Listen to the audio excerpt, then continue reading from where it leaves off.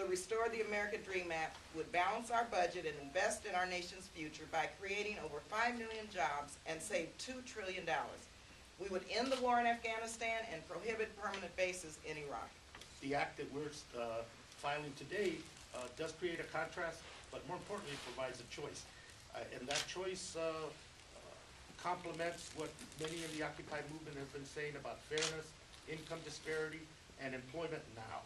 And revenue generation coming from the people that have profited and done really, really well the last 10 years, and they should pay their fair share. If the division is as simple as 99% versus 1%, then it's not much of a division. It's not much of a division. Some are our children who've graduated not with GEDs, but with college degrees, who cannot find a job. Some are disabled, some are veterans, and they linger in places from New York to California, from Houston to Chicago.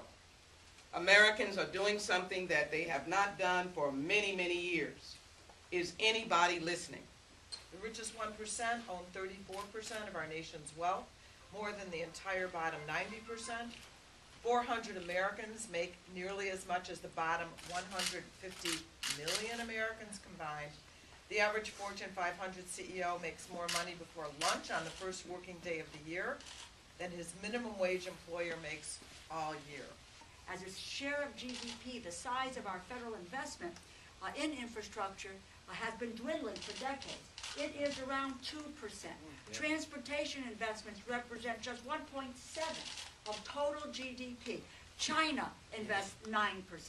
India, 5% and rising. And we are falling behind our global competitors by not making the same kinds of investments that we need. Clean energy, telecommunications, that's the infrastructure of the future. It's about investing in jobs, in job training, instead of spending billions every week on a failed war. We all know which one costs less and benefits our country more. It's about upgrading our roads and bridges over giving a tax break to big oil and other polluters. It's about putting people to work, rebuilding our schools, instead of throwing money away on wasteful Cold War defense systems. This is mainstream.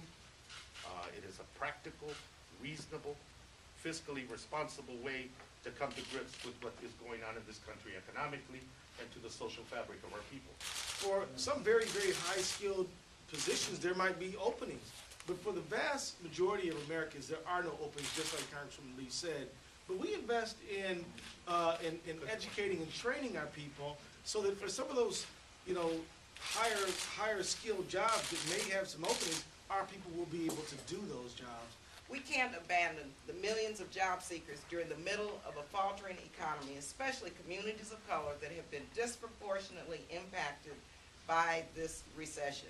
And according to a Wall Street Journal NBC poll, 80% of Americans believe the best way to reduce the deficit is by raising taxes on those who make more than $1 million, asking them to pay their fair share. Through all the machinations that have been going on here in Washington, the one recurring theme the American people have asked is for fiscal discipline and jobs. And this legislation does both.